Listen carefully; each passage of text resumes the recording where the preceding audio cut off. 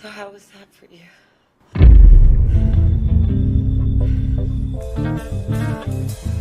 When the moon is in the seventh house and you her line.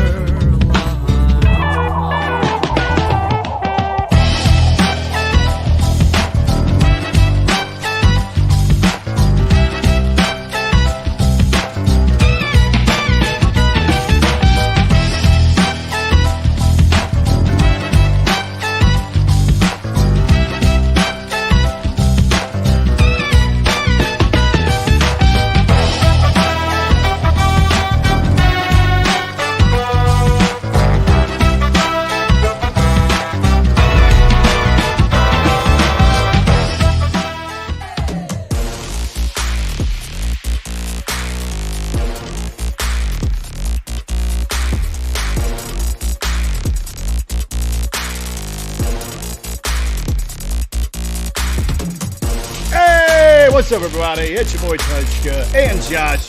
We're back. We may be a little bit late. We're back, baby. We are fucking celebrating tonight.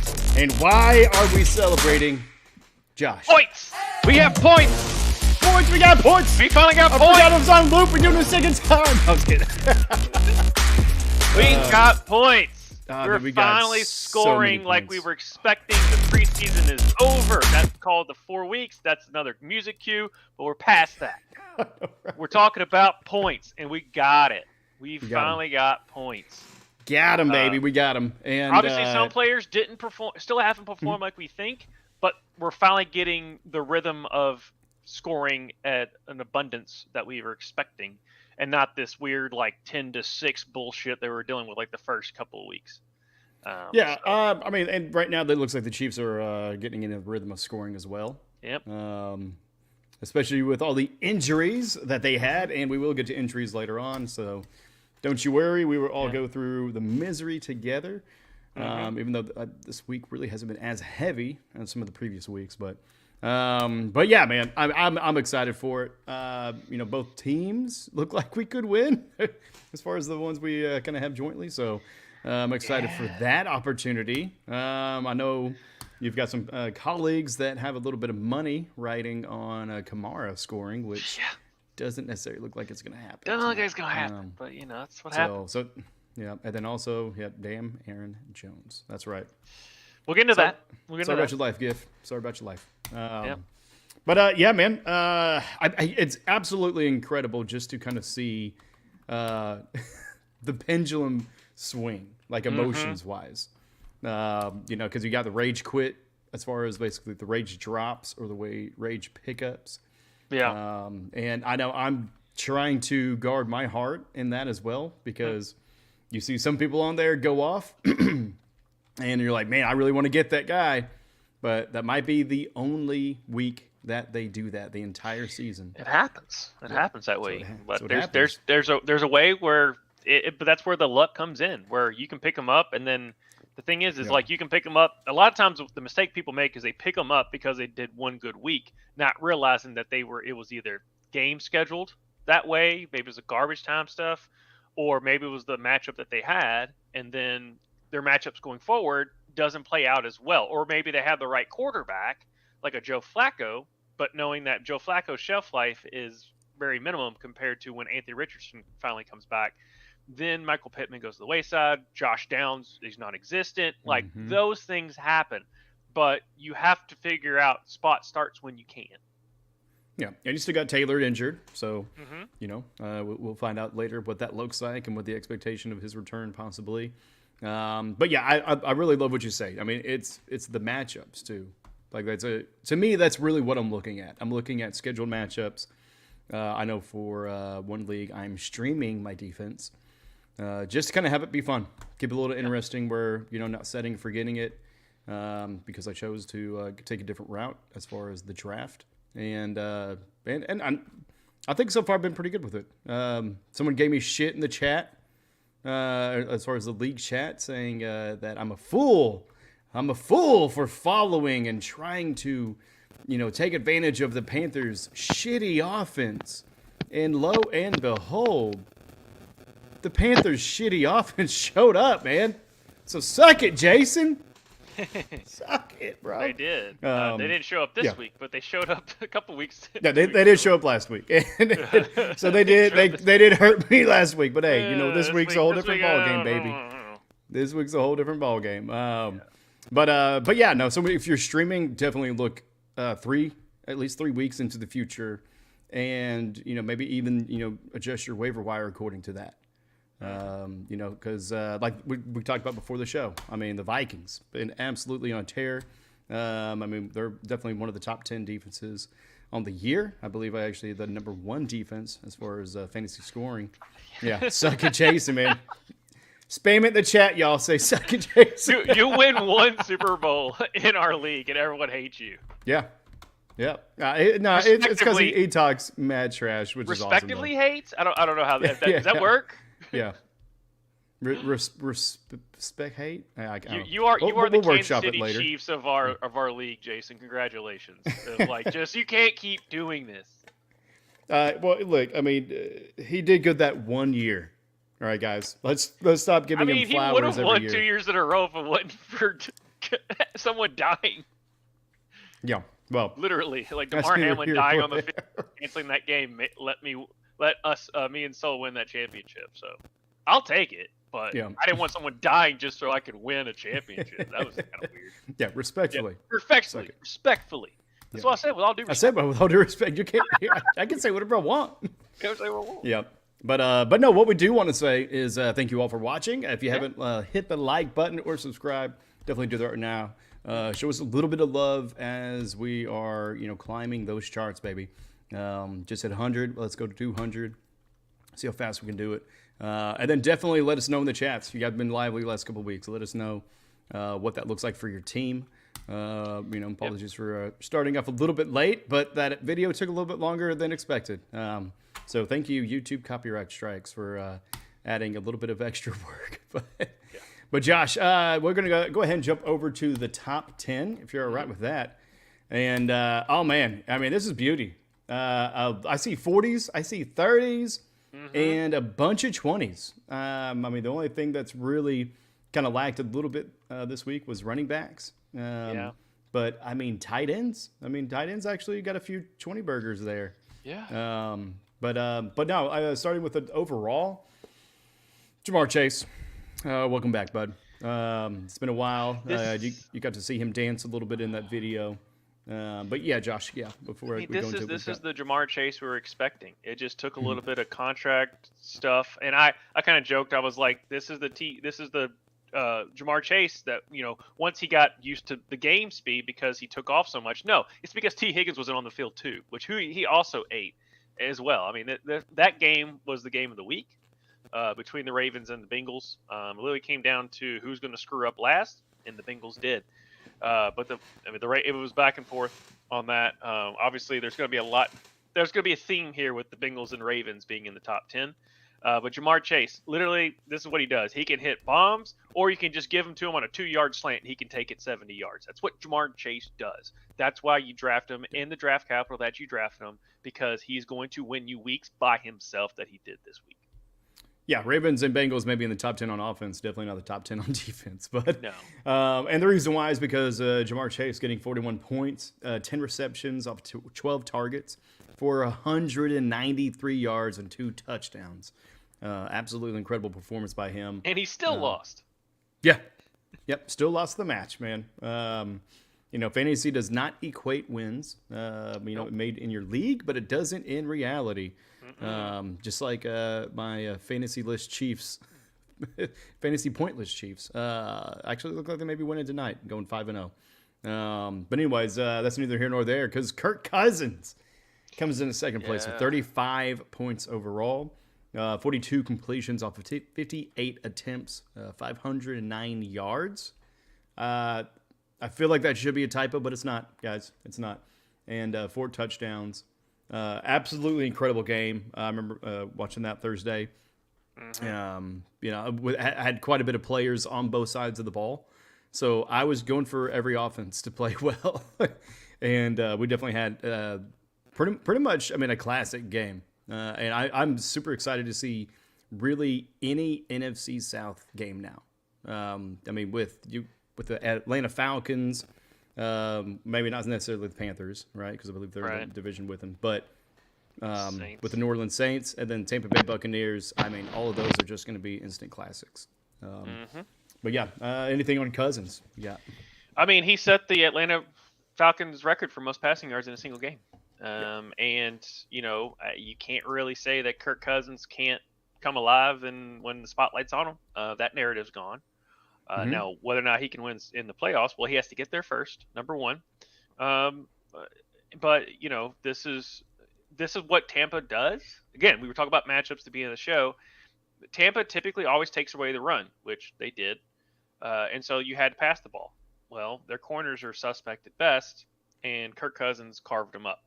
But same thing with Baker Mayfield. He also carved up the other way. He also carved up the Atlanta defense. But there was a lot of craziness that happened for Atlanta to come back. But do I expect Kirk Cousins to do this week in, week out? No, because they have Bijan Robinson, and they're going to try and get him the ball. I don't think I've heard his name yet this year. Well, again, I'm willing it to happen at this point. Yeah. Well, I am joining you in that. I'm too invested in the Bijan Robinsons of the world, and not the Brian Robinsons who's outplaying him. Shout out to Brian Robinson, who's a top 10 back on the B-Robs, baby. Yeah, all the B-Robs except one B-Rob. It's a Freaky Friday of the B-Robs. One was expected to be right here. The other one wasn't. One's running back 6 of the year. One's running back 22. Guess what? Yeah. It's not the one from Atlanta that you drafted 1 or 7 overall. It's Meet the Robinsons, crossed with Freaky Friday. Right. It's ridiculous. Yeah. It is ridiculous. What's also ridiculous is Jamar Chase's counterpart, Joe Burrow, getting equally 35 points.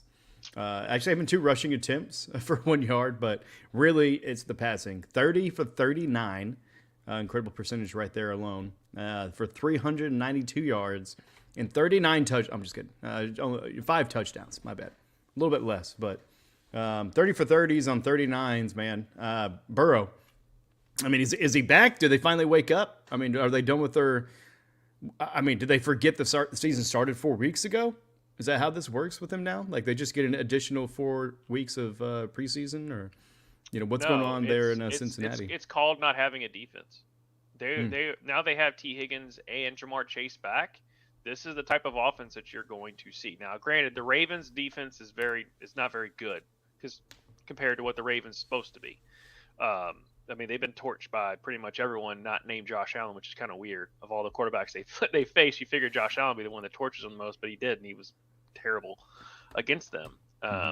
But this is exactly what Joe Burrow's been doing. For anyone that sits there and says, "Oh, Joe Burrow can't win the big one," I'm like, Joe Burrow played a perfect game, and he still lost, and that happens sometimes when your defense can't stop a cold. But this is the Joe Burrow when he has a Jamar Chase and a T. Higgins on the team, especially for a Jamar Chase. All he has to do is just throw like a 2-yard slant, and Jamar Chase can take it. He would have had more yardage if his coach would have just let him, throw the ball at least once in that series in overtime instead of running the ball 3 times and then botching the snap. But that's a different story. As a Zach Moss fan, please give them the ball. Well, Chase Brown. I know. Chase Brown is eating a lot of his production there. Yeah. But yeah, I mean, and we talk about the counter or the opposing team in that matchup. Coming in at number 4 with 33 points is Lamar Jackson. I believe he is now number 1 on the year. Is that right? As far as fantasy points for all players, and so him getting 33, 12 rush attempts for 55 yards, 26 for 42. It's about 50% there, and just a little bit over for 348 yards and 4 touchdowns. I mean, combined 9 touchdowns between those 2 quarterbacks in that affair. I mean, it's no wonder that was a 41-38 contest. But Lamar Jackson, I mean, we talked about him, before the show. I had him there in a couple of years, and it was a love-hate relationship because it was just super inconsistent, and so it was just kind of a little bit aggravating. But this year, I mean, even though he won MVP last year, he's actually having better numbers so far than he did last year. Yes. So you are the local Lamar stan. So what say you about your boy Jackson? Huh? Would y'all shut up, please? I know the playoffs, whatever. But to sit there and say that, I don't know, man. I don't know if he can. I don't know. He might do it. Like, did you see the play? He stiffed arm Hubbard twice. Got to the inside. He is incredible. Is he the best pocket passer I've ever seen? No. Doesn't matter. Some bitch wins. Guess what? Oh, Joe Burrow's a better quarterback. Guess what his record is against Joe Burrow? 5-1. Guess what he is against the Bengals? 9-1. Guess what he is against the NFC? 21-1. Shut the fuck up. He's good. I love it, dude. I love it. That was a good timely rant. Oh, shut up, Gif. Get one cracked open. What's he saying in the chat? I bro? still don't know if he can do it. I'm not talking about the playoffs. But for him to be sit there and be like, I don't know if he can. Guess what? There's only 4 quarterbacks that's won the Super Bowl so far that still exist in this league. Joe Flacco, Aaron Rodgers, Matthew Stafford, and Patrick Mahomes. I was waiting for you to I don't know the guy that's winning all of them right now. Yeah, the guy that's winning all of them. Is he great? I don't know. Yes, he's great. He's changing the game. Do you know why Anthony Richardson was taken so high? Lamar. You know why Kyler Murray was taken so high? Lamar. You know why Jane Daniels was taken so high? Lamar. I love it. You know why Caleb Williams taken Jeff, so high? how's your quarterback Probably doing, Caleb Jeff? Williams. Yeah. I mean, was Michael Vick great? Yeah. Yes. Did he win a championship? No. No. I mean, I think Maybe maybe prison? one or two MVPs, maybe even that. But I'm not gonna stop. Don't stop. Never stop. You misspelled it. STAHP, bud. Stap. But no, I mean, you're absolutely right to be mad at myself and other people, because we do doubt him, and he is a great quarterback. I would like to see him a little bit more consistent, in clutch as far as passing when it comes to the final moments. The likely situation. I mean, that was just bad luck. Period. I mean, that was a phenomenal ball there. But yeah, I mean, it's just same with Josh Allen. He could be, as great as Dan Marino, but he's, is he going to get a Super Bowl? Who knows? I mean, unfortunately, it's tough just to win games in this league, let alone win seasons and win championships. And so, yeah. And speaking of championships, the Chiefs, the current reigning champs, move on 13-26 over New Orleans Saints. They go to 5-0 as the Saints fall to 2-3. And maybe we'll get a little bit of injury update on David Carr. I don't know why I keep calling him his brother's name, Derek Carr, here in a bit, because you said he walked off earlier, right? Yeah, Derek Carr. He went to the locker room after his last series, not this series, but the series beforehand. Yeah. So hopefully everything's all right with him. I mean, because he has had a good season. And, maybe not the most consistent as we're talking about consistency, but also what's really not consistent is Drake London, man. But he is at number 5, and he comes in with 33 points, gotten 12 targets. I feel like that's off a bit. I feel like that should be 12 receptions for 13 targets for 154 yards and 1 touchdown? Yeah. Right? Okay. Yep. Just one. Yeah. Okay. Yeah. It's supposed to be up 1. Yep. The question. You're good. Yeah. And to tag team with him, Darnell Mooney getting in the top 10 as well, getting 32 points on my bench. You son of a bitch. Getting 9 reception on 16 targets for 105 yards and 2 touchdowns. Of those 2, also 1 pass attempt. That's weird. Of those 2, honestly, I like Darnell Mooney better. Yeah. Darnell Mooney should be a must start, whether in flex, wide receiver 2. He should be a must start at this point. Look at his targets. Look at what he's been doing. Look at this breakout game that he had. But you can tell every game, Kirk Cousins goes to him just as much as Drake London. And because Drake London gets double covered, Darnell is that guy. So I would, if you have Darnell Mooney on your roster, unless you have Jamar Chase and CeeDee Lamb, or like no, if you have Jamar Chase and Malik Neighbors, you probably need to play Darnell Mooney. Yeah, well, I should have played him because I had just officially lost. Kareem Hunt did, in fact, get enough. He got 18.7 points. And again, that's full PPR. And I lost 124 to 129. It's all right. Our Dynasty League lost by 5 points. Gosh. Because Brees Hall and Bijan Robinson don't know how to Yeah. All right, yeah. Well, this Oh, man. Yeah, that's rough. Thanks, Christian Olave, for jack shit. Getting 3 points. Yep. Should have put in Rashid Shaheed, who got 18.6. So yeah, it looks like I'm probably going to have scored the most bench points in that league. But yeah, no. I mean, going back to the Falcons. Yeah, and it may be the same kind of issue. I mean, just kind of talking about Olave and Shaheed, where one is just going to be a little bit more consistent. But Mooney being that right now. But London, I mean, he's going to have these spikes, right? And who knows? Maybe something happens mid-season, injury related, or even just fatigue, or just game script, where people start doubling up on Mooney a little bit more, and it opens up London. I mean, who knows? I mean, they also got Michael Pitts, right? I mean, they got quite a bit of weapons there. Kyle Pitts had a solid week too. Everybody except for Bijan Robinson had a good week. Yeah, Algier, decent week. Bijan, jack shit. 11 fantasy points between Bijan Robinson and Brees Hall. You can't script it any worse.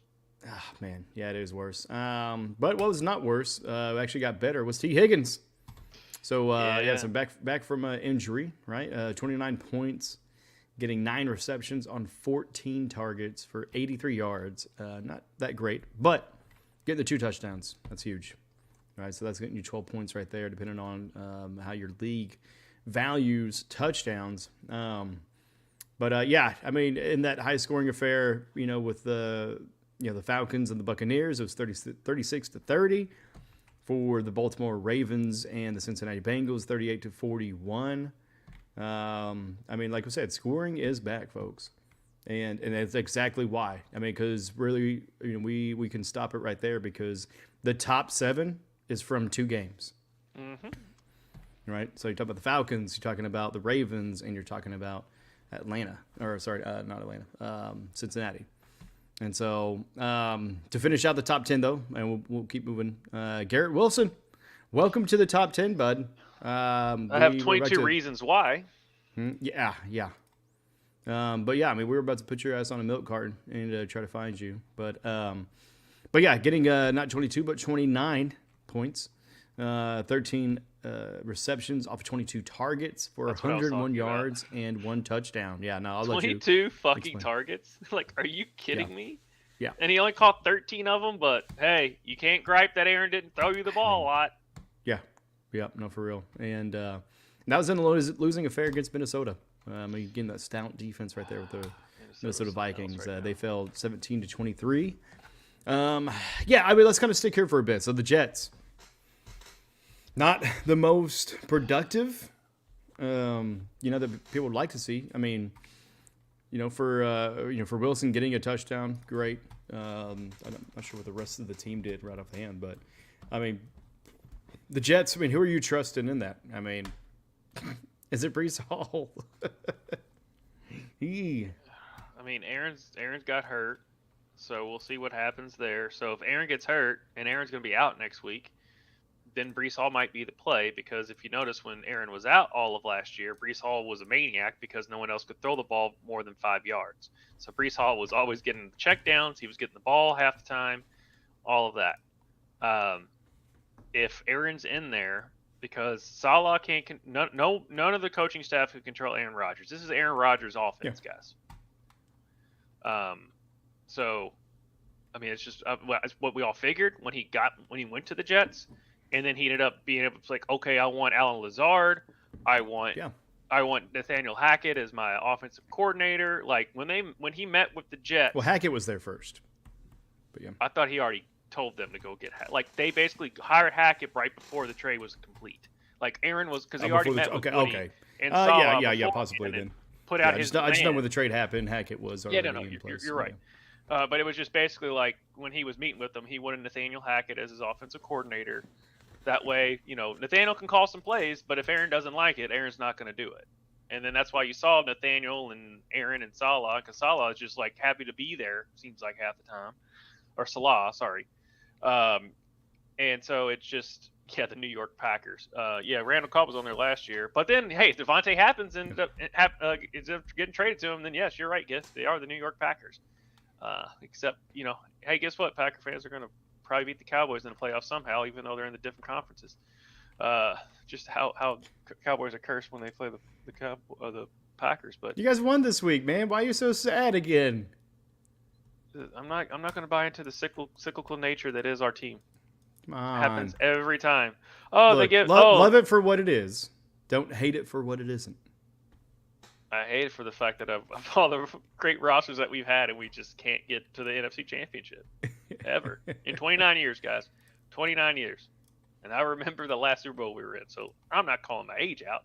I'm just very informative. All right. Well, I think I deleted the sad song that was on here, but A nice way of telling someone, fuck you.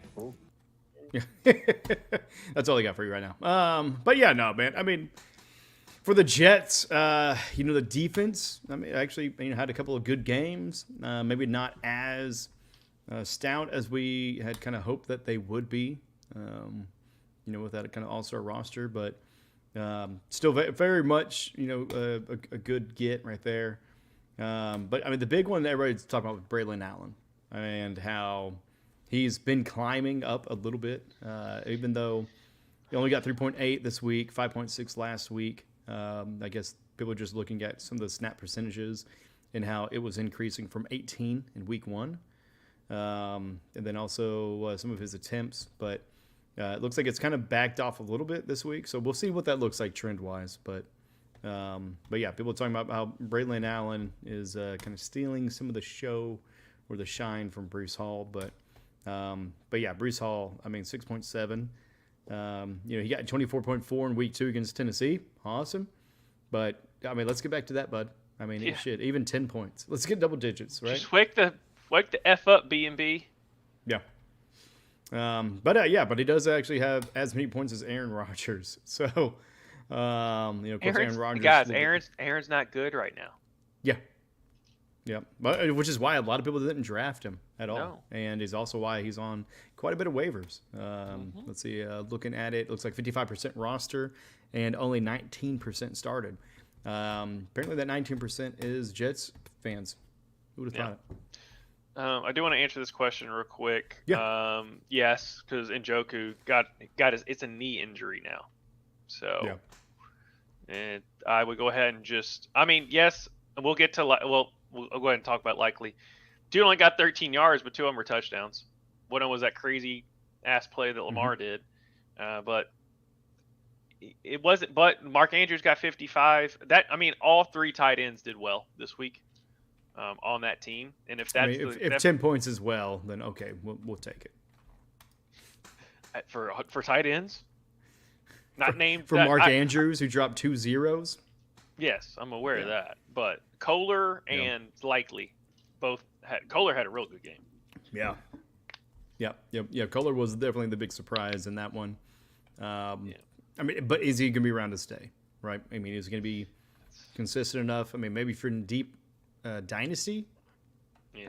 Maybe have him on your team rostered in case of an injury that may inevitably happen with Andrews, his old ass. And I love Andrews, man. Oklahoma fan, but. Definitely not a huge fan of him fantasy-wise. Definitely not this year. That's what I get. That's what I get for trusting Ravens. Nevermore. There it is. I was waiting for it. Nevermore. No. Dramatic pause for dramatic effect. But what was also dramatic was DJ Moore of Chicago coming in at 9th with 28 points. Getting 5 receptions on 8 targets for 105 yards and 2 touchdowns.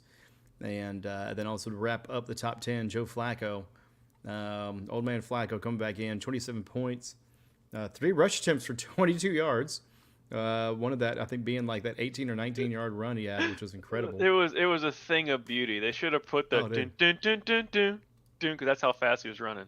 Yeah. Yeah, I mean, it looks slow motion, but good angle, man. Good angle. That's a 39-year-old, okay? Yeah.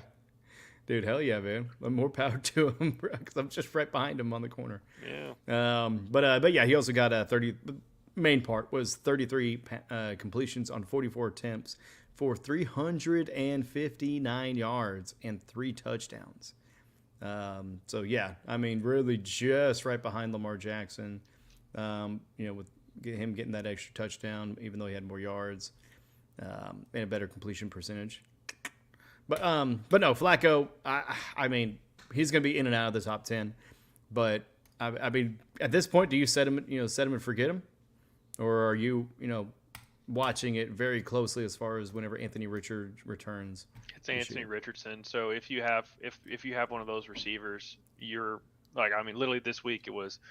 We had me in another league with my co-owner. We were saying like, I was like, hey, Josh Downs is there. He's like, yeah, I like him too. I was like, is Anthony Richardson going to play? He goes, I don't know. If Flacco's the guy, pick Josh Downs up, because no one's going to touch him because they think Anthony Richardson's going to come back. Just monitor it. If Joe Flacco is the quarterback, pick up Josh Downs, and Josh Downs was fine as like a flex. That's all we wanted him for, but at least he was there, because we had Tutu, but we didn't really like the matchup compared to if Flacco played against the Jags. We had pretty good better faith in Josh Downs. So should you be like up against the sitting there checking updates every 2 seconds? If you want to play it that way, you can, but that's just how he played it this week. But again, it all came down to who's the quarterback, who's the matchup. Matthew Stafford is still the quarterback for the Rams, but the Green Bay Packers are a decent enough defense. And with Tutu and all that, I figured they're going to spread the ball around. It's not like Tutu is like the primary receiver. Neither is Josh Downs, but they were without Jonathan Taylor against the Jags, who has one of the worst pass defenses in the league. Josh Downs is going to see some targets. It's just going to happen. So, again, like I said, Josh Downs was like a week winner. He wasn't going to win your week for you, but those are the type of things that just little nuggets that can mean the difference between a win and a loss. Yeah, that's good. Anything else on the top 10? We're sitting here at 30 minutes, so DJ Moore. This is patience. This is what patience does. This is because you looked at his targets, and Caleb, and every game it felt like Caleb was getting more and more. Ever since that Colts game, you can tell when he went for 300 something yards, he was awful, but you can tell he was awful for a sense, but he still threw over 300 yards, so it was just a lot of garbage time. But he got comfortable. All it takes those couple of reps in the game, and then it can just click. Jade Daniels, it clicked after week 1. Caleb, it took a couple more weeks, but now you're seeing. Now, granted, it was the Panthers, but I don't care. That's compared to what he was week 1 to the Panthers. That was the Caleb Williams we were expecting, and seeing the progression. I only think he's going to get better. The same thing with Jaden. So I think if I'm a Bears fan, I'm not looking at Caleb Williams, but if I have a DJ Moore, I'm very excited for what's going forward. Yeah. I mean, your line also has a pretty big part of that. So that's 2 different offensive lines, and I think the Bears have actually had quite a bit of issues with theirs. But with anything, I mean, it's still week 5. So some teams are just getting into the groove. They're just Stella. They're just a little bit late. Looking at the Bengals, the Bears, quite a bit of others as well, and it's just going to make for an exciting year of football. I mean, to me, it already is. Even like the bad games, it was just like, what the fuck is going on? So, it just adds to the intrigue and a little bit of the drama, kind of to the story, because then you have these bounce back games. It's maddening as Joe, being a fantasy owner of some of these players, but right. But yeah, it will happen, and scoring is back, folks. The sun is shining. So let those scores shine. Yeah. But yeah, man, you want to jump over to injuries? Yeah. And shout out to Tank Bixby, by the way. My Yeah. guy. That was hilarious. Anyway, so kind of injury reports we got. Xavier Legette left with a shoulder. Said Monday he expects to suit up Sunday's divisional matchup against the Falcons. For that, Adam Thielen, he is on IR. Zach Moss was questionable, but I mean, I think Chase Brown's probably going to end up winning that role the way it's going. But so I'm a little nervous. I'm a Zach Moss owner. And then David Njoku, like I said, suffered knee injury. He is questionable. Brandon Cooks was placed on the IR earlier this week. So if you are looking at what Dallas is doing, Dowdle showed up against a really good Steelers defense, but also too Tolbert looks like kind of filling in that Brandon Cooks role as the number 2 guy. So if he's on your waivers and your team sucks, pick up Tolbert, at least going forward, because he's going to get his targets. Joe Mixon, the Texans don't know whether Mixon will be able to return against New England, but they're hopeful for Joe Mixon. Agumbawale or Akers are the other 2 guys that they've been using. They really haven't done anything like crazy, but it just depends on the roll of the dice on who gets it. Once Joe Mixon comes back, then their stuff will go down. Nico Collins went out with a hamstring injury during the game after he caught that big 67-yarder. He was once saying day to day. Now he's week to week. So it is a little sweaty if I'm a Nico Collins owner. They did say about whenever Richardson does return, he is their starting quarterback. So like I basically said at the beginning of the show, if you have Michael Pittman, enjoy him, and because once Anthony Richardson comes back, he's gonna maybe throw a 160-yard bomb to Alec Pierce. Rashee Rice, they are actually hopeful that he could return this year. They're waiting for his swelling to go down to really get a full MRI on his knee. But they original thoughts were he's going to be out for the year. Now, what it means with will he come back? It might be the last 3 games for all we know. It probably would be. But that's what I've got for that. Zamir White and Devontae Adams. Obviously, we're still monitoring Devontae Adams news. Zamir White was out. Amir Abdullah is right now looks like the primary back for them. Stafford had some back soreness, which at this point, I feel like there's never a season where Stafford doesn't have back soreness. His back is messed up as it is. Devon Achane went out with a concussion. Like the Dolphins need any more things to happen to him. And of course, it'd be a Devon Achane. It'd be a concussion for the Dolphins that would happen. Aaron Jones is scheduled to go at MRI on his right hip, as Gift Taylor alluded to earlier.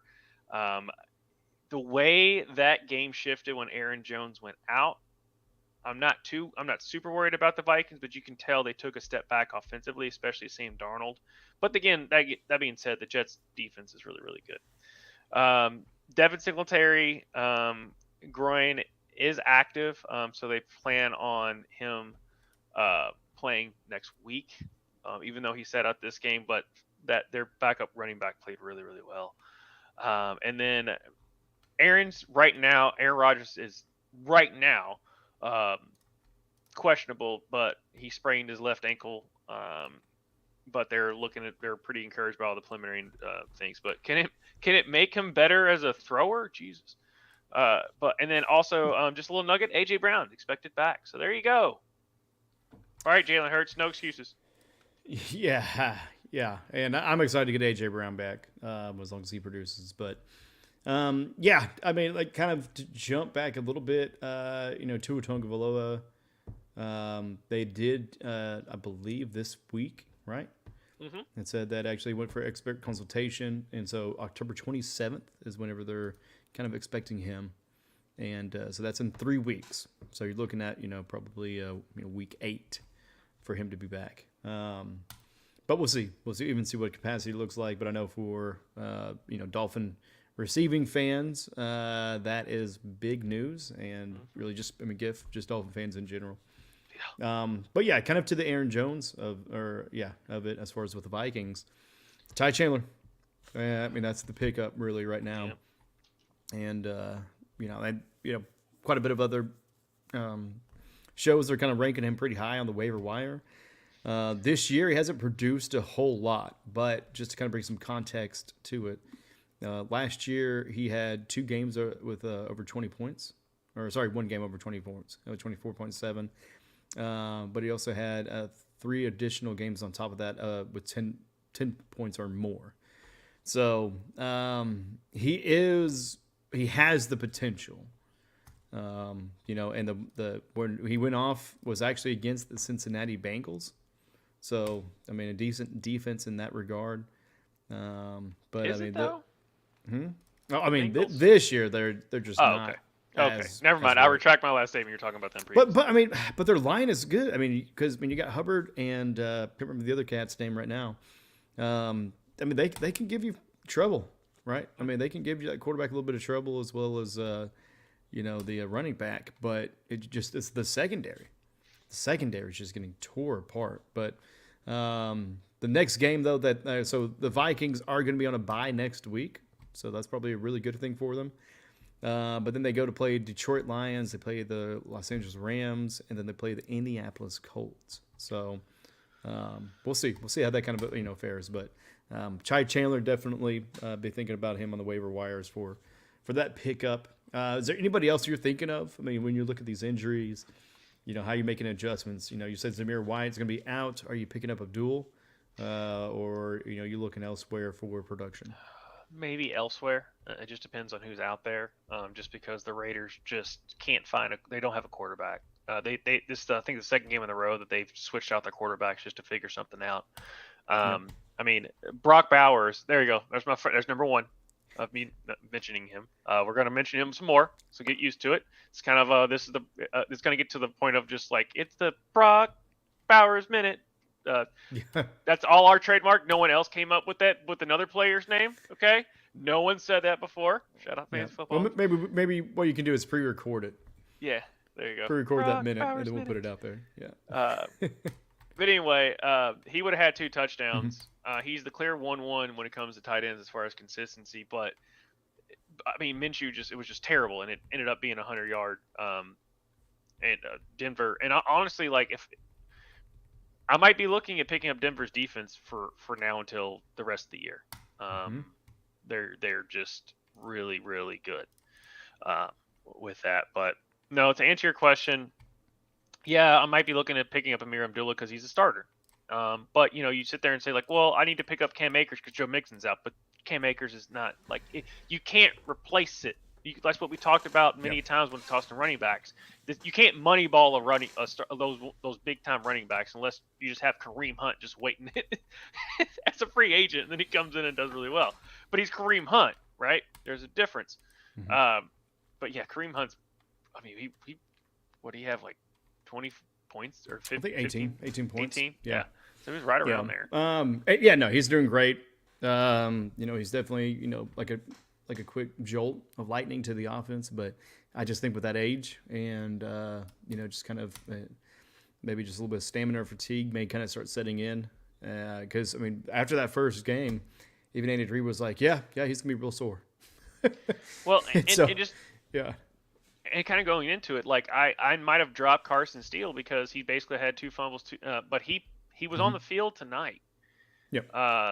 So they put him in different packages. Now, whether or not he actually did anything, that's beside the point. But like kind of what you were saying, Samaje Perine was hardly on the field compared to Carson as far as the backup to Kareem Hunt. Now, Kareem Hunt is the primary guy, but Yeah, and they'll get CEH back, if not next week, the week after.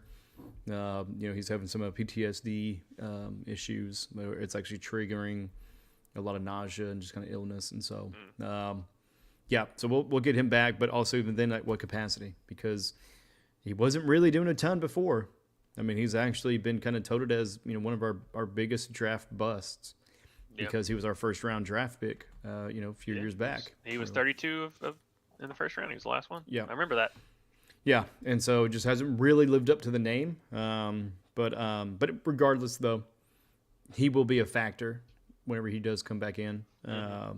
But yeah, Carson Steele, they're still going to give the kid opportunities. But, I mean, it's just like there's other people that have fumbled quite a bit, and they actually got benched. And that bench didn't mean shit. Down in the comments, yes, we do answer trade questions. The only thing, just if you're asking us about trades, make sure you tell us what type of league it is and how many people in your league, because that could factor into our advice. That's the only thing, is we want to give you the right advice as much as we can, but we don't want to just blind slate it based off of your league. So just give us those couple of things, what your trade is. If it's Tyreek Hill, I will answer it. It's my favorite question, but most trades are like, should I trade Tyreek Hill? And I'm like, depends on who you get. Yep. So jump back to Ramondre. Because that's what I was alluding to as far as getting benched. A lot of people kind of running for the hills and picking up that backup. Like, oh, he's the starter. That's going to mean something. Doesn't always mean it. They may be the starter just because, it's a little bit of a morale kind of decision or just a little bit of punishment. But, Ramondre still showed up, getting a big run for a touchdown. I believe like 40-yard touchdown. But yeah, so whenever you're looking at that, like Zamir White, Abdul kind of situation, Ty Chandler, just because someone is injured and someone is stepping in to fill that role doesn't mean they're really going to actually produce to the level of that individual. So, not everyone can be Jordan Mason, basically, of like Christian McCaffrey being out. Now, Jordan's definitely he's not Christian McCaffrey, guys, but if you're going to have someone to replace Christian McCaffrey. The first couple of weeks were really impressive. Yeah. He was a little bit better this week. They just, every time they got around the 4-yard line, they would never give him the damn ball. It's weird. But, not everyone out there, not everyone sitting there, with a Braylon Allen or an Algier, just in case those two guys go out. Hopefully, technically, I guess you can look at Dallas and be like, ooh, maybe Zeke probably available. He's not going to do anything for you because Rico just showed that, especially against that stout Steelers defense. We talked about it because we were watching at the same time. Yep. How that guy just did a torpedo launch to get the ball. Man. That was just a Steeler of all Steelers thing. But hey, Dak Prescott made 2 great plays in a row. He recovered the damn fumble, and he threw that 4th down touchdown. Yeah, that was an electric game as well. Being the Sunday Night Football game last night. Just for a lot of great wrong football. reasons, but it was just such a twist and turn. Like, what the crap? Can we just get something together? And it was a weird. I don't know how to describe the game, but it was entertaining in a different way than like the Ravens. Well, it looked like they were out until towards the end of end of the third, beginning of the fourth quarter, you get some momentum, and Rico Dowdle was a big part of that. Or Dowdle, getting 19.4 points, but his snap percentage is at 50%. Yeah, that's the thing. And so they throw the ball a ton. Yeah, you pay money for the quarterback and the receiver combo. You better be getting some tutties out of that, because tutties mean tickets, baby. And he did get a touchdown. So first 3 games, Dowdle didn't have any touchdowns. No. Now he did. No, he had one. Against the Giants last week. Yeah, I'm saying first 3 weeks he didn't. Oh, okay, never mind. Yep. There is. We got one against the Giants and one at Pittsburgh. So he's trending upward. Snap percentage went from 44 to 50. The attempts went from 8 to 20. I'm looking at the first game and the most recent. So whenever you're looking at potential players, that's what you want to grab. And this is a prime suspect right now. What'd you say? Tank Bigsby. Yeah, I didn't want to say it too loud because I'm trying to get him myself. Hey, man, we got to follow along with it. Okay, we're not going to tell you all the secrets, guys, but if you're asking the question about running backs out there, he's probably rostered on about 70% of leagues, I would say, at least. Actually, no, 31%. Oh, my God. 31%. So anyway, guys, Tank Bigsby, if you have any fab left over, go ahead. But here's the thing, though. So also, we talked about analyzing statistics. He went from 32-point snap percentage in the first game. He didn't play against Cleveland. But he went from 32 to 40. Went from 12 attempts to 13 attempts. 73 yards, 201 yards. But the biggest thing is that he got 2 touchdowns. So pretty much everything was the same except getting the 2 touchdowns. And in that game against Miami, he only got 7.5 points. So you're looking at 7.3, 0.9 against Buffalo, 9 points against the Texans, and then 25.9 against Indianapolis Colts. So some of that can be telling, and other of it can just be an anomaly. Yeah, right? I mean, obviously, yeah, touchdowns will always put you up there. I'm just like you were saying. I'm just kind of looking at the carries and the fact that it's trending right direction as far as snap percentage, and and him and ETN look night and day this game. And whether or not this was a flash in the pan, I mean, we joked in the offseason about Tank Bigsby because he was atrocious last year, and ETN was just so good. But I think it was like week 2, and I was like, saw Tank make a couple runs. I'm like, he's a different animal this year. And then last week he showed a little bit more. Obviously, the Jags are not very good. It just is what it is. But this week you saw him. Now, it wasn't just like those runs were just like a big hole and he was gone. Like, dude was a dog out there, like breaking tackles, and it was nuts what he was doing. So I don't know. I'm just saying, if you've got like trying to find that third running back in your rotation, of the ones we say, like, we figure Aaron Jones is going to be back. In like the other ones that we said, or like Dowdle, obviously Dowdle, but Dowdle's rostered on a what? How much is your roster on? Like 80? Yeah, no, Dowdle's on 63%. 63? Okay. Yeah. Well, and it just we're on depends on your league. sleeper.com, by the way, guys. So. Oh, okay. Oh, yes, thank you. But that's what we're saying. Like, Dowdle's the number one pickup because he's definitely that guy now. But Dallas is going to throw a lot. But yeah, I mean, he's on the better offense for sure. But yeah, it's just because Aaron Jones I expect to be back. So if you're in a full PPR, Dowdle, because he has a lot more passing attempts. So looking at Bigsby, this was his first because he got one target and one reception. So he 1 of 1 still getting the for targets. 28 yards. And that's his only target this entire year as far as passing. Last year, right? Because we have a whole year to look at. Last year, he only had 4 the whole season. He was atrocious. I don't think it's going to be that way the rest of the season. Like, he's going to have increased usage and attempts, but you just got to kind of sometimes look at the data and, see what's trending and not. Also, got to look at the Jacksonville Jaguars, man. I mean, they are just a dumpster fire of a team. They got it together this week, right, for one time, but I mean, is that really going to continue when they play the Bears? They play New England, Green Bay, Philadelphia, Minnesota, Detroit, and then they have a bye. I mean, they've got a long stretch compared to a lot of other teams before they get a bye week. But also at the same time, I mean, look at their division, right? So they're in the AFC South. So it's them, Indiana, the Houston Texans, and then why am I blanking on the fourth one? Who's the fourth in the AFC South? Houston, Indy, Titans, Jags. Titans. Thank you. That's why. Because the Titans fucking suck.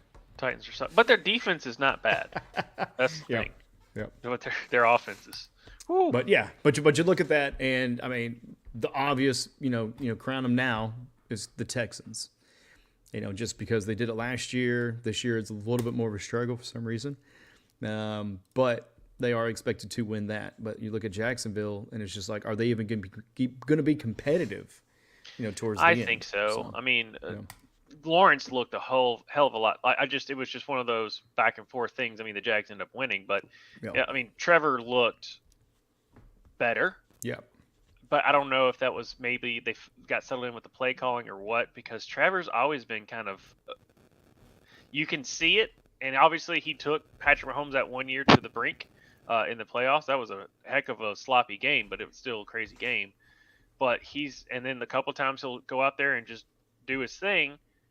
But this year he's just been all over the place. Like he looked like he didn't want to play.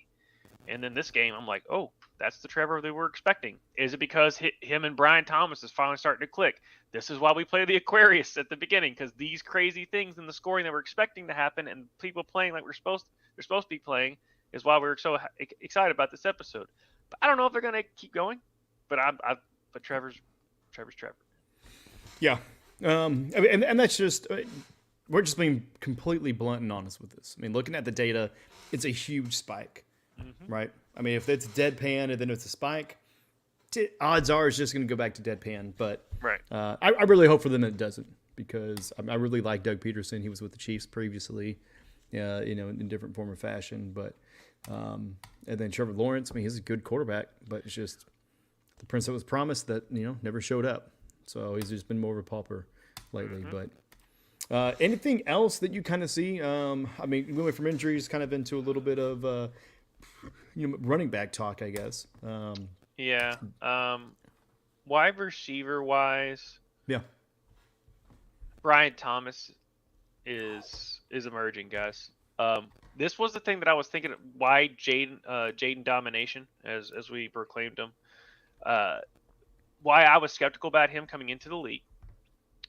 Because he had Malik Neighbors and Brian Thomas to throw to last year in college, and just how that offensive system was. So sometimes you don't really know, and then no one, and so everyone kind of underplayed him. And then I knew he was athletic as all hell, and I knew he was going to be a good runner. So that's why I was kind of targeting the Brian Robinsons of the world, because I figured they're going to run the ball a lot. Didn't realize Jaden Daniels was just that good, but we knew Malik Neighbors and Brian Thomas were this. So if Brian Thomas is floating out there, you're probably going to want him on your roster and drop the guy that has a name that's not good anymore. Yep. Yeah, Brian Thomas, starting off the season very well. 14.7, 11.4, a little bit of dip against Buffalo, 9.8. But then with Houston and Indiana, again, division opponents, 21.9 and 23.2. So, I mean, really averaging out to, just a little over 15. Not bad at all. Not bad at all for a rookie. And, and again, we look at Caleb Williams. You got to look at the wide receivers as well. I mean, some of them aren't really getting comfortable until this point. So, really for a 17-game season, we're kind of done with the first third for the most part. And so coming into the second kind of season, phase within this season, really start looking at that, folks. Look at who's really starting to show up a little bit, because that's the one the coaches are really going to want to go for. And, just call it the eye test, call it whatever you want. But the ones that just pop off whenever you watch them, I mean, I love how you were talking about, when you were talking about running backs, right, earlier. It's just like he looks different than ETN, talking about Tank. And so if you got the space, get them. All right. Because, not a whole lot of people are looking at them to be the savior of their team just because it is the Jaguars. And before we pivot, also with the Giants. What do we do with the Giants, man? Because, I mean, Slayton Wan'Dale Robinson looks pretty good. Wan'Dale Robinson looks pretty good, too. Now, Wan'Dale Robinson, yeah. I figured he was going to, I was like targeting him as far as picking up that Josh Downs person, but he got picked up ahead of me.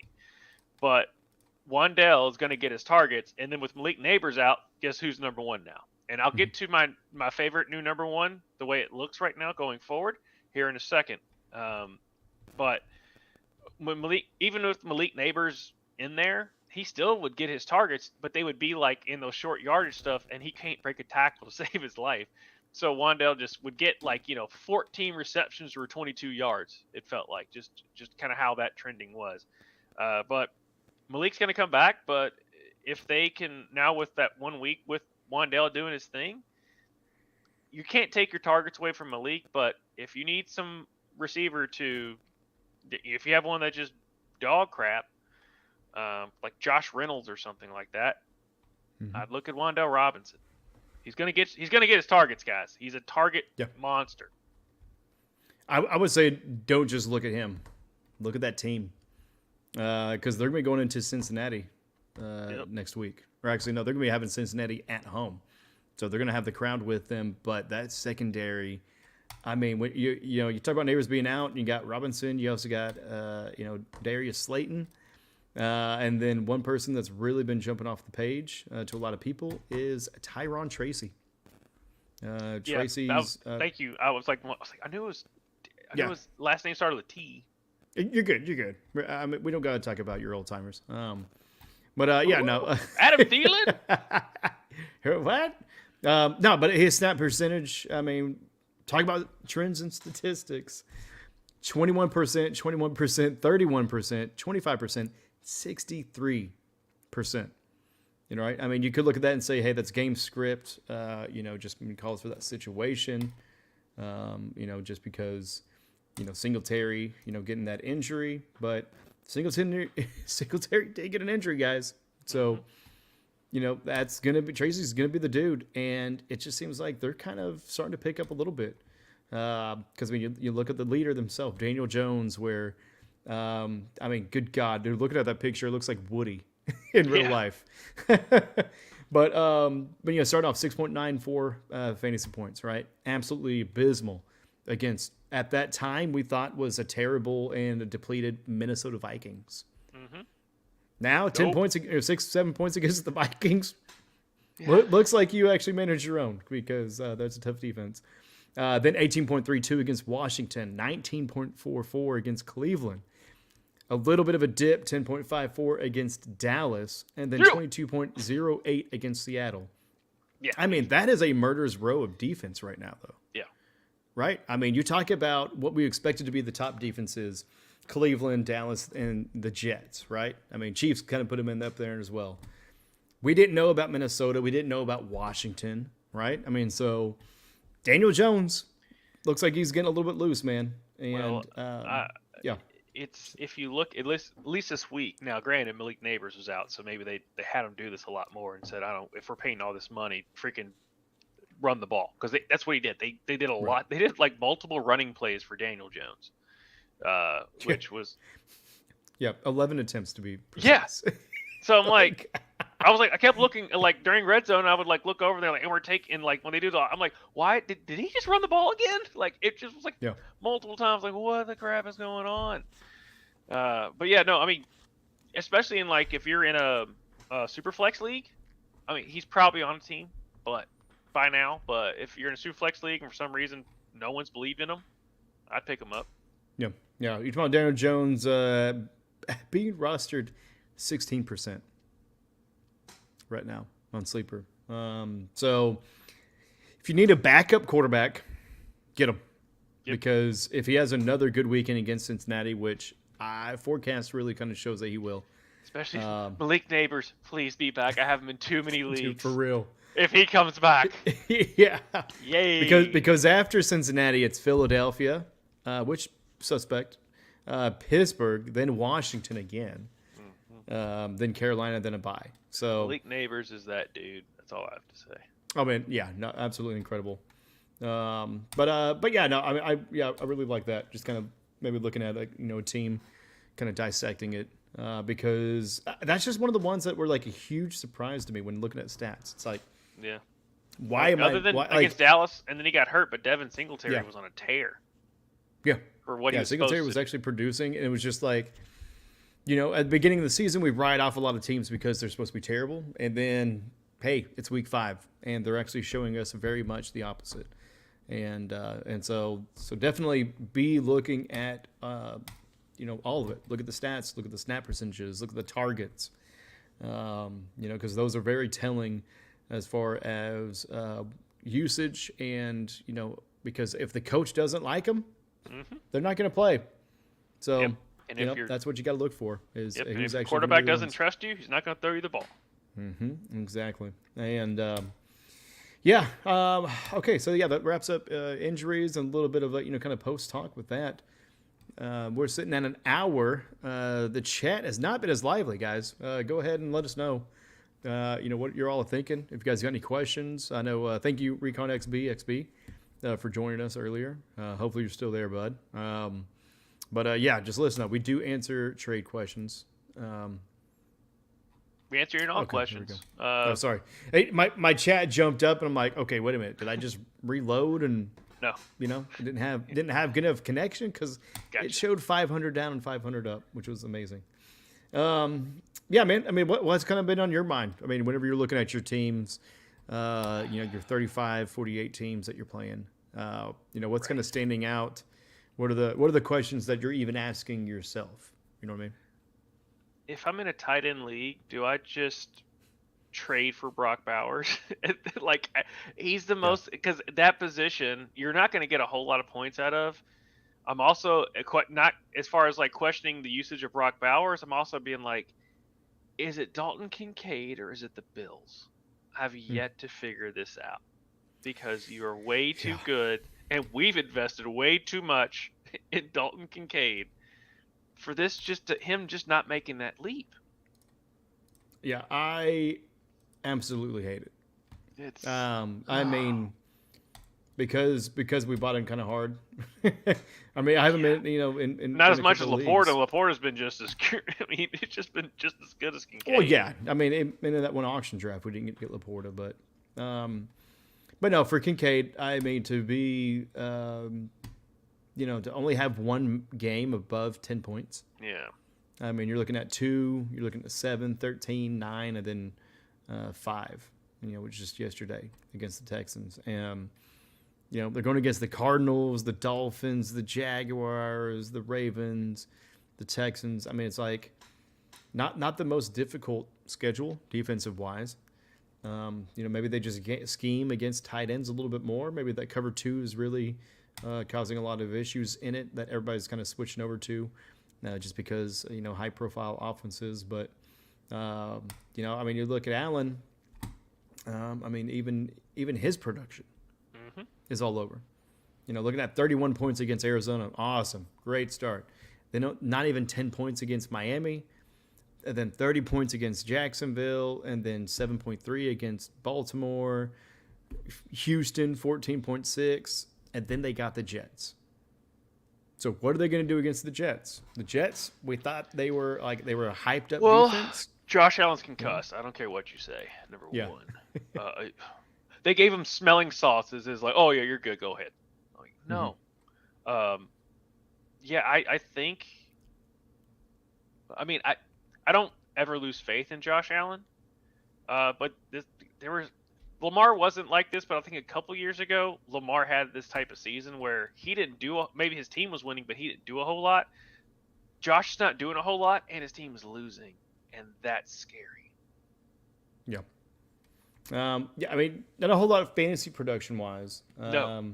For the team on the year, though, I mean, they are 3-2, which, I mean, they're top of their division. But also in the division, they have the 2-3 Jets, the 2-3 Dolphins, and the 1-4 Patriots. So it is what it is there.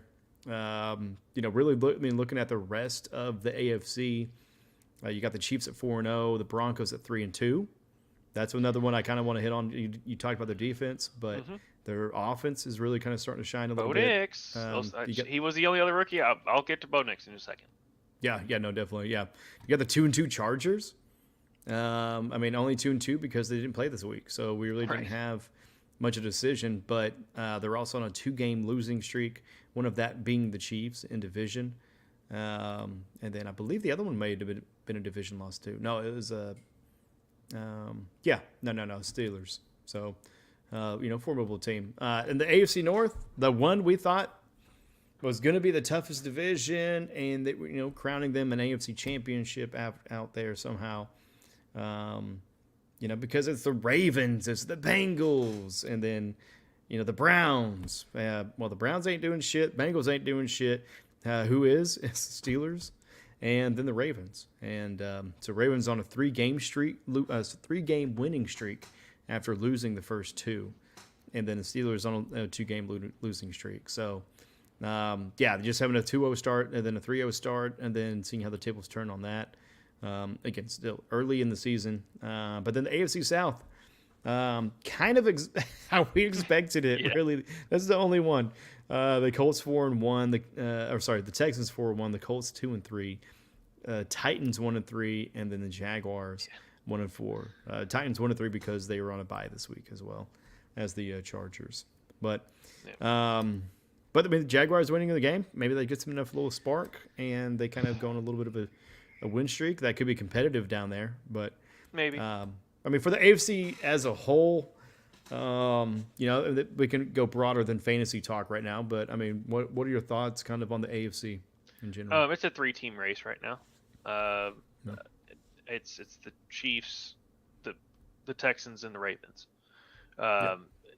Just to me. Now, that's kind of my order. I mean, obviously, until the Chiefs look like they can't, until the Chiefs lose, I can't sit there and not call them the best, even though it's like, oh, they're shaky. Well, the offense might be slacking, whatever. Guess what? Doesn't matter as long as the number on the left goes up. That's all that matters. Yeah, and I apologize. The number on the left did go up because I said 4-0. It's actually 5-0 because I didn't refresh after the game end. Math. Yeah. Also, by the way, go back to fantasy and the Chiefs. Just so you know, guys, this guy named Juju Smith-Schuster, he's now on the Chiefs, and you know what? He had 130 yards receiving on 7 of 8 catches. But he did. So there you go. I was trying to get to it, and then you moved and you got me into the Chiefs, so therefore I could pivot back to it because I meant to bring up Juju Smith-Schuster about 15 minutes ago. Yeah, that's right. That's right. We're saying the quiet thing out loud. I was like, I kept the whole time. I was like, I got something. You're like, okay, and I was like, I'm gonna ruin it because I knew you were targeting Juju Smith-Schuster. Yeah. No, you're good. I actually really wasn't. I mean, again, I don't target my teams.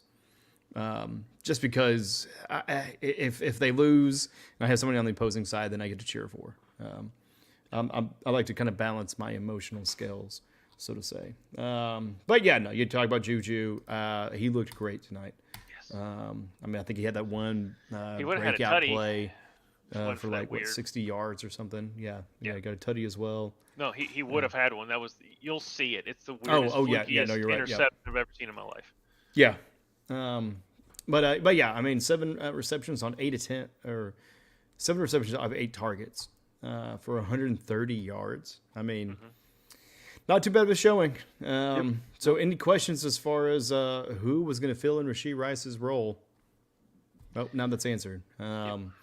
Worthy did get the touchdown. Actually didn't come off of any of his 3 receptions for 25 yards. Actually came off the 1 rushing attempt for 3. Which we got to watch that one live right before we jumped on. Then Mecole Hardman, who we picked back up again, getting 4 receptions off of 4 targets for 33 yards. And then nowhere to be seen is Sky Moore. He's being dissected to help Rashee Rice. Yep. Nor Justin Watson, which, I talked you into picking up. Just with Rashee Rice being out, Watson, typically had kind of a decent games. His snap percentage was started off with 52%, went to 45, 39, and 69 last week. This week against New Orleans, though, however, shows 0. So not sure exactly what happened there. If there was any kind of injury, even though then there's no kind of moniker next to it as far as out or anything of that nature, but yeah. So if you're in Dynasty, you got to look that deep. If you guys are in a 10 league, a 12 league redraft, you're not going to have to look that deep. No. There's going to be plenty enough players, and that's why like a lot of people kind of stick around those kind of mid-level waters, so to say. But yeah, for the Chiefs though, yeah, Juju is definitely a weapon to be paying attention to. The running back situation, I mean, Kareem Hunt until it's not Kareem Hunt. Right. That's why I've said maybe Carson Steele if Kareem's age catches up to him, because it looks like they're using Carson Steele a lot more, and they're really pushing to get Carson Steele acclimated. So yeah, I mean, him being a rookie, that's a lot of cartilage. Yeah. Kareem Hunt being 39, I'm 38. I know how it feels. Yeah. I gotta get knee injections every 3 months because there is no cartilage. Right. So even just sleeping wrong, kind of really affects my day. but yeah, for the Chiefs, I mean, we said it the whole time. They're going to win games. It's going to be dirty. It's going to be nasty. Their defense is going to keep them under 20 points, which has been true as tonight. And then their offense is barely going to score 20 points, which they scored 23 or 26 tonight for the win. Something like that. So I think they won by 10. But yeah, no, I mean they're definitely kind of in that mix. Anybody else in the AFC before we jump to the NFC? As far as just those teams, but no, I'm good. Yeah, I'm with you. Like you said, three-legged race. Texans definitely in there. Texans 4-1, right behind the Chiefs. Even though they kind of had a little bit of a sluggish start. They had that I mean, the Chiefs kind of have, according to people, sluggish, close games or whatever. But that's just Chiefs ball right now. Yeah. Yeah. I mean, ever since we traded Tyreek, we have focused on defense, and that has proved to be very much the benefit because we started winning championships after that. I forgot. What does defense win? Oh, okay. Herpes? I don't know how you win herpes, but We went right to herpes real quick. I don't know. I was trying to think of the most ridiculous thing ever, and anytime I hear herpes, I kind of laugh inside. Gotcha. I itch on the outside, but I laugh on the inside. Yeah. So anyway, speaking of herpes, the NFC, man, the herpes of the NFL, they're around here for a long time. They never go away. But no, looking at the NFC East, do we even want to talk about this one, bud? Nope. Because, that's a rough looking bit. We'll just breeze over it. The Commanders are in the top, 4-1. Cowboys are 3-2 with a good win this weekend. Eagles are 2-2, which is probably about how everybody feels on them, 50-50. Right. And the Giants 2-3, which honestly surprised they even have 2. And I think that's kind of one of the big stories, and we kind of talked about that earlier. So if you're just joining, go back about 20 minutes and listen to us talk a little bit about the Giants. But the NFC West, that's where it's upside down. The Seahawks are in the lead. 3 wins. Every time I look at it, I'm like, losses. is that the standings? Exactly. 3 losses, 3 wins, 2 losses for the Seahawks. The Cardinals are their inverse, 2-3. The 49ers are 2-3, and then the Rams are 1-4. Of course, injuries really have negatively affected the Rams with Puka and Cooper Kupp being out, as well as kind of some others like you talked about earlier, Stafford and having a little bit of some back pain. Same with the 49ers. I mean, CMC, the number 1 draft pick in most sensible leagues. But guess who's number 2? Tyreek Hill. So it's both injured and haven't played. No. Tyreek's not injured, but his career is. His team is. Yeah. But anyways, no. So NFC West. I mean, we'll see what the next 5 games look like. But right now, it looks like you're probably going to have a 4-way battle for a seed. Because I expect the Rams you would think to San get Francisco hot. would kind of ride it because I don't know what their excuse really is. Because it wasn't like that was an unhealthy 49ers team that lost at home to the Cardinals. Yeah. And it wasn't like the Cardinals went out there and just put on a clinic. Like it was a typical 49ers type game, and they still lost. So I'm kind of worried about the Niners. I'm not going to sit there and say that. The Seahawks came out of nowhere, or either the Giants got better overnight, or the Seahawks just didn't care. I don't know which one it is. Yeah, maybe they thought if they went 4-1, there'd be too much of a target on their back or something. Jumping back to the 49ers of this situation. Guess who the leading point scorer is? It's not Jordan. Is it George Kittle? Oh. Nope. You're right. No, Juwan Jennings. No, it's Jordan Mason. Oh, it's Jordan Mason. Okay. Yeah, 83 points. Typically in those affairs, you're looking at, Purdy, since he's the quarterback, kind of stacking up, quite a bit of those points. But, he's only getting 82. He's had 10, 14, 25, 15, 15. He's Brock Purdy. He's been the Purdy that we know. You talk about Juwan Jennings. He had that great 46.5 point game. Hadn't really done much else outside of that. 11.4, 5.7, 11.8, 2.3. That was, if you got him before that week, awesome. Which I think in one of our leagues they did. They picked him up the second week. But the person's also a 49ers fan. So, George Kittle, though, which was your guess, missing a couple of games. Also, I was wondering, like, the way you asked that question, I'm like, is that George Kittle? I think if he played those 2 other games, he would have been, would have been it. But getting 8 points that first week when no tight end showed up, and it was like, all right, what the fuck is going on? Last year Kittle was kind of about that range, anyways. 8 to 16. But then against Minnesota getting 20.6, against New England getting 14.5, and then Arizona, just one game he missed, sorry. Against Arizona, 20.4. They do go on to play Seattle next week. So we'll see what that looks like. Then they got Kansas City, then Dallas, and then a bye week. So we'll see who they bring back in time for Kansas City and Dallas, because those would be, even Seattle. I mean, it's an in-division game. It's the division leader, that can balance the scales there to where if they win, they tie, and, they're not a game behind.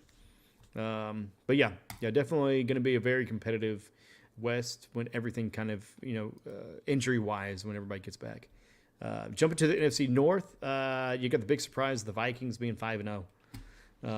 Still being That's not undefeated. a fluke. That's not a fluke. Yeah, it's not a fluke. It's the system, and it's players stepping up and doing what is expected of them, and honestly, a lot of them exceeding expectations. Brian Flores, man, he might have been shitty to Tua, but he's a good defensive coordinator. Yeah. No, I would say great defensive coordinator. I mean, if he doesn't get job opportunities after being here, then maybe the league is a little bit racist. But anyways, the Vikings are 5-0. The Lions are 3-1. So I'm guessing they had a bye week already. Yes, they just had one because yeah, David Montgomery. I was sitting there like staring at him, and I'm like, why can't I click him? Oh crap, bye weeks. Okay. Right? Yeah, I was able to get Laporta, so I don't have any Vikings players. I would love to have Amon-Ra as well, but anyways, so 3-1, so they had the bye. Of course, that everybody expected them to be up there. Not far behind is the rest of the pack. The Packers themselves, but also the Bears, 3-2. That's what you did there. Yeah, you like that? I mean, it's crazy. I mean, never really thought the NFC North would be the NFC North of the late 90s and early 2000s, right? Black and blue division. Yeah, I mean, you add in the Lions into that mix where they're good, and it's just kind of feels like the old days. So I'm excited to see the rest of that. Again, I mean, highly contested, and for fantasy fans, we want highly contested games. I do like garbage time. I do like garbage time sometimes, but the garbage man can. But highly contested means that they're really going to be pushing it, and when they're pushing, that usually means they're going to be throwing the ball. Just kind of depending on the game script or the situation. If they're playing conservative and ball control, they're definitely going to be running more. So, just look at the tendencies of those teams and the matchups and just judge accordingly. And then ending up the NFC South, or the NFC with the NFC South. To me, that's another big surprise. The NFC themselves, actually, the whole thing. But the NFC South, Falcons 3-2, Buccaneers 3-2, the Saints 2-3 after their loss to Kansas City tonight, and the Panthers 1-4. The Panthers, we expected that 1-4. What we didn't expect was for them to bench their rookie or second year QB for Andy Dalton. But he comes in, adds a little bit of a spark. Didn't happen this week, but the rest of that, though, the Falcons, Buccaneers, Saints, absolutely incredible.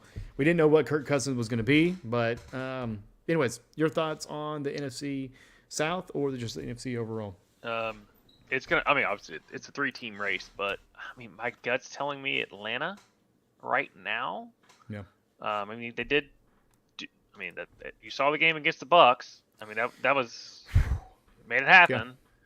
Yeah. But I think these teams are this is going to be this is black and blue division junior, because those three teams are just going to beat the tar out of each other, up and down the field. The NFC North, I mean, I don't. It's the Vikings, but and they sit there and okay, it's the Vikings, but the Bears doesn't suck. The Packers are good. I guess just Minnesota is just a wrecking ball. It's just because of how good those other teams are, and the Lions.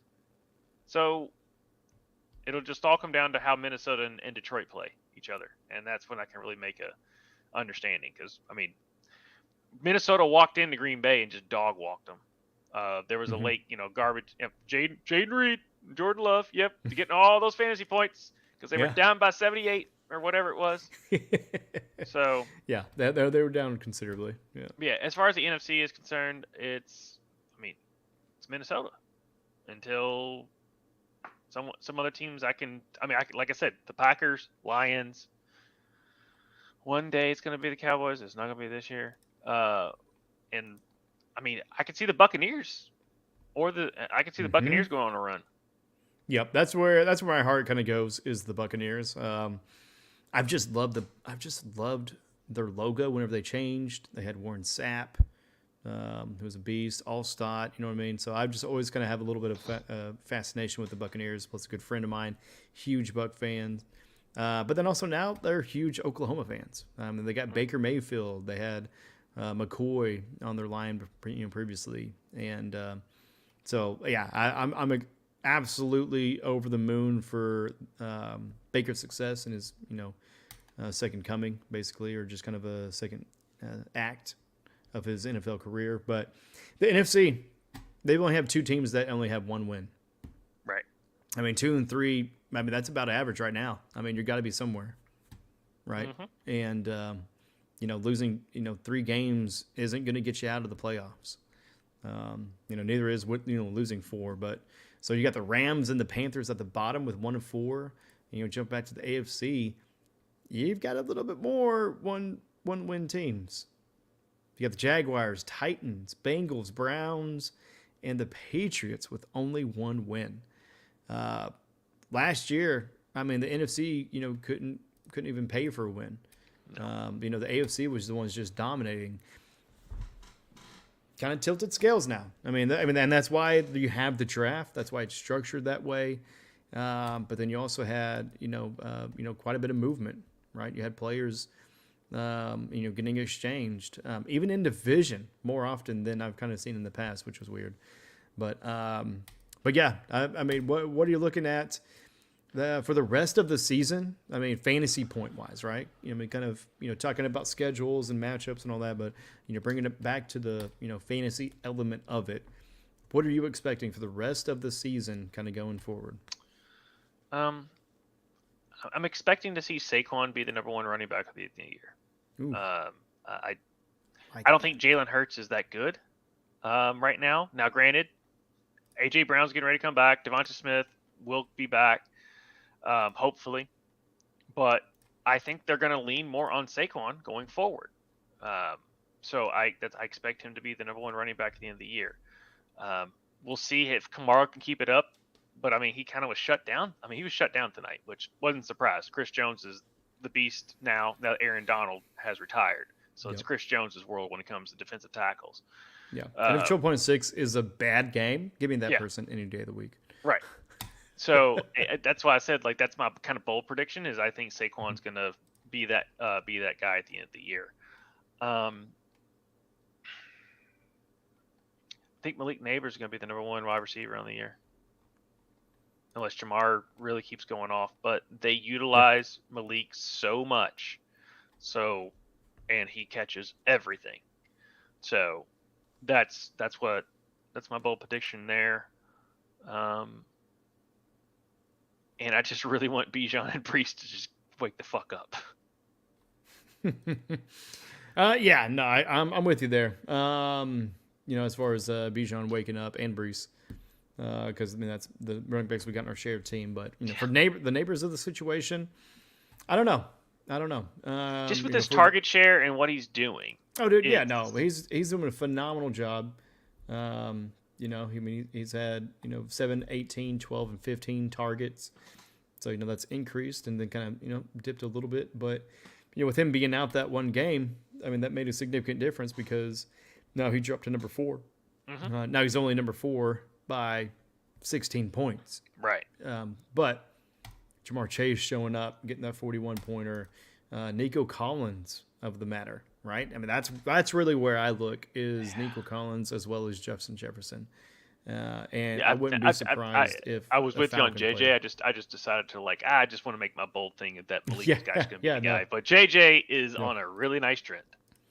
Yeah, and good for him because he's a phenomenal talent. We all kind of wrote him off that his season wasn't going to be what it is without J.J. McCarthy, who was the rookie quarterback and who got injured. I think preseason even. But no, Sam Darnold, I mean, definitely stepped in and has provided well. I mean, his lowest production was against the Jets, 15.2. Not bad at all. No. But you also got to look at Chris Godwin, Drake London. A little sneaky one. I'd hate it. Diggs as well. There in the Texans. If Nico Collins is out right now, so with Collins out, who knows? Gift. The reason I didn't do that's not a hot take. That's not a prediction. That's a spoiler, and you'll appreciate that. But that is. Yeah. That's not a hot. No. Yes. That's why I didn't mention it. Plus, I was at my quota. That's why I just didn't even say his name. Yeah, I mean, I was gonna let you go past the quota. We were gonna end it. Okay. Because we are at an hour and a half right now. Okay. Cool. But jumping back to running backs though, I mean, your top overall right now: Derrick Henry, Kamara, Barkley, Williams, Kyron Williams, that is, James Cook, Jordan Mason, Chuba Hubbard, right? I mean, had a real good week against the Bears. Yeah. I forget to talk about him, but yes. Yeah. Chuba against the Bears getting 17.5, then against the Bengals last week 22, and Las Vegas 27. Yeah. So it's Chuba, guys. Yeah, and being on that team, I mean, Dalton had a great game, and he's definitely better than Bryce Young, but they may be leaning on the running backs a little bit more. And I'm just interested to see what happens with Jonathan Brooks. That's why Chuba's doing so well. Are they even going to try and push it? Yeah. Jonathan Brooks coming back will be, kind of throwing a little wrench in that system for sure. Mm-hmm. I like that. I mean, I like you saying Barkley's going to be the top. I mean, to me, it's Kamara, just because Carr is showing a lot of issues, and so you look at tonight, for some reason they don't have their snap percentage in there. But rushing attempts on the year, 15, 20, 26, 19, and 11, right? So peaked against the Eagles, dipped the last couple of weeks, but his passing targets went up. So passing 5, 3, 3, 9, and 8. So for PPR, that's what you really want to see. You want to see that dual threat, and he definitely is. The things he's just not stringing together is the touchdowns. He's only had one touchdown the last 3 weeks. And that comes off of that insane Dallas win where he got 4, 3 in the air, 1 on the road or on the ground. And they coming up, they go against Tampa Bay, Denver, the Chargers, then they go to Carolina. So I really like you talking about the Broncos, because even though that's my division rival, they're really starting to show something. The defense is legit, and Bo is all from just bitching at his coach aside on the sidelines. I mean, he had 3 touchdowns this week. I know it's the Raiders, but he's showing progress. So, yeah, and looking at their defense, man, because we hadn't really talked about defenses too much, as far as kind of the overall for the league, and for them, I mean, the last matchup against the Raiders. 3 interceptions and 1 touchdown, and one of them was a 100-yard touchdown from Sir Patrick Surtain. And I think he's the difference maker there. Oh yeah. Just like with the Chiefs. I mean, you've got that kind of backing core, that really helps out. And there in Denver, I mean, Surtain is the man, and he definitely showed that. And I think he kind of put the league on notice a little bit for their team as a defense for sure. Because you look at that dude. So. Yeah, because you look at their points against Seattle, they got 9, and this is fantasy points. Pittsburgh 6, Tampa Bay 16, Jets 12, Vegas 16. So I mean, that's trending upward. And then you look at their point totals, kind of dropping a little bit as well. 26, and this is the actual scoring points that got scored on them. 26, 13, 7, 9. Then you've got a little spike with the Raiders at 18. But the turnovers really, shown up for that one game, and the yardage as well, keeping them under 330 yards. So, but I think that's one of the big surprises still to come I mean, we're starting to see a little bit of the glow, kind of maybe before that comes into the light. The Vikings, they're not surprised anymore. Nope. I mean, we know exactly who they are, and they have shown us that. The Bears are on the rise. Packers. Are the Packers on the decline? No. No? Okay. No. I mean, no. No. The Eagles game was weird because it was on a field that wasn't right. So it's just kind of a weird way that all happened. And then the Vikings are better than them. Other than that, they've done everything else they need to do. Yeah, no, and their defense has done that. Because even from the Philadelphia game, they have not had a game without an interception. Mm-hmm. And Xavier McKinney, I think, is leading the league. Oh, he has an interception in every single game. So. Yeah, let's see. Yeah, Xavier McKinney, strong safety. They also got Evan Williams. Trying to look at the quarterbacks. That's weird. Has it kind of organized here? So you got Jair Alexander as the left cornerback because it has it by L cornerback and right cornerback, and then Eric Stokes. But yeah, no, I mean they're number 3 on the year. Yep, 62 total fantasy points. So definitely be looking at them because everybody, of course, looks at the 49ers and which they come in at number 5, with 58.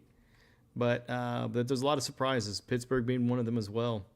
I mean, we always know that they're going to be in the mix. They're going to be middling 500, but they're going to get into the playoffs somehow. That's just Tomlin being Tomlin and getting it done.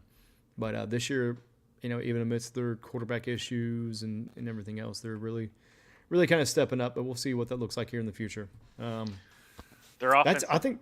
Yeah. As far as the Steelers go, their offense looked bad against Dallas, and that was a depleted Dallas defense. I'm kind of worried about their offense right now. Yeah, we'll see if Russell Wilson gives it a little bit of spark. I don't think it will be. I think that's the you're inactive and you're on the sidelines win pads, and I don't get it. It's weird. It's fucking weird, man. It's weird. It's a little weird. It's unlimited. Anything on tight ends or kickers before we get out of here? Fairbairn, for the Houston Texans. He's been killing it. I think he's the number 1 on the year, I believe. So. That's what I'm trying to look at. Because I'm looking at season total. So you got Bowers, Kittle, Kraft, Goddard, Likely, Komet, Freiermuth, Ferguson, McBride, Pitts, Kincaid. It's not showing the dude. I'm talking about kickers, dude. You said you're looking at kickers. Oh, my bad. I don't realize it. You were asking me about kickers, and I said, Fairbairn's comes in second after Aubrey. Oh, okay. Yeah. Well, Aubrey had like some a couple 60-yarders. So that's only right. But I just seen Fairbairn's just been consistent just because Dallas is being weird. Another person that's gaining traction and being consistent after having an incredible premier game as far as his NFL debut is Austin Seibert from Oklahoma. He's not a rookie. He's actually got 5 years experience, but he's just kind of been behind the scenes a lot. Got 22 points against he plays for the Washington Commanders, but got 22 points against the Giants, then 9 against Cincinnati, 11 against Arizona, and 10 against Cleveland. And they are coming into playing against Baltimore. And, we see how high-scoring of affairs those can be. That might be the game of the week. I mean, you may have looked at that beginning of the season and be like, okay, that's going to be lame. Yeah. If they want to bump that to prime time, I wouldn't mind that. But then they go to Carolina, Chicago, and they play the Giants again. So Seibert's one to look at. He is, number 7 on the year right now, but definitely climbing. But kickers, kind of a dime a dozen guys. Yep. They're all in the 40s and 50s right now overall, except Aubrey. Just found that offense that gets beyond the 45 and then can't move the ball anymore. Yeah. Find that team. Yeah. It's that is for kickers and finding the right one. It's such a balancing act because the matchup is going to play a big part in it. So that's why I like to stream. We're just going to change that a little bit, but yeah, it's such a weird phenomenon. You're like, I want a good offense, but not that good. Sure. I just need somebody to cross the 50 to 45, and then just say screw it and kick. That's what I want. I want that offense. Yep. No, definitely. Well, we got anything else for the folks, man, before we wrap up? Yeah, we all obviously thank you all so much. Like, subscribe, all that. We're at about like I said, we just crossed our milestone of 100 subscribers. I'd love for it to be 500. Let's keep it rolling, people. We're doing that, and then on Tuesdays, me and some of my buddies get together, a bunch of grown dudes arguing about some D&D based video game. It's great. Come join us. Yeah, we like it. Bitched about armor the other day. It's great fun. I swear to you, it's funny. And then on Wednesday, we have the Ruckus Wrap It Up on the sports wise. And so me, Sol, and Tvshka break down everything that is in the world of sports of that week. And then at that point, we move on to Thursdays, where myself and Justin Toner talk about the world that is wrestling, is, was, and will be. In that world, thank you for everyone that joined us on our live watch along this past weekend for Bad Blood. Thank you, cool. Tvshka, for the amazing graphics. I know I said it, but we're going to do it live again. And then we just do it all over again, where these two gentlemen that you see in front of you break it down. That is the weekend of fantasy football.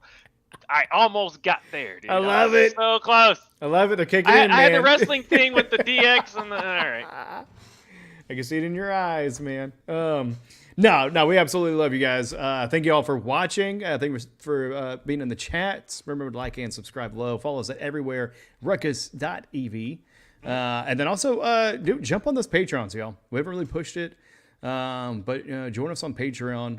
If you have a show idea that you want to kind of develop and bring it to fruition, let us know. We want to help you out with that. With this, that is, creating songs, graphics, videos, everything you kind of see. We really want to help you out in understanding how to do that, or even just how to develop. But then really just first thing we start with is just you being consistent, showing up, showing to work, because the best ability is availability.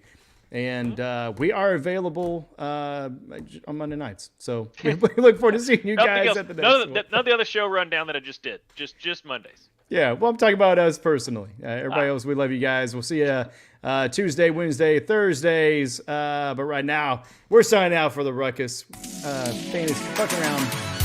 I can't do it. I'm feeling it. We're out. Peace.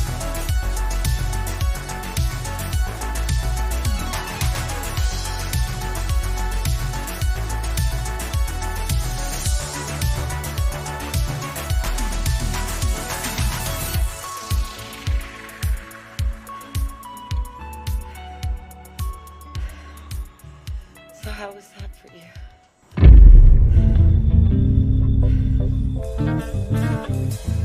When the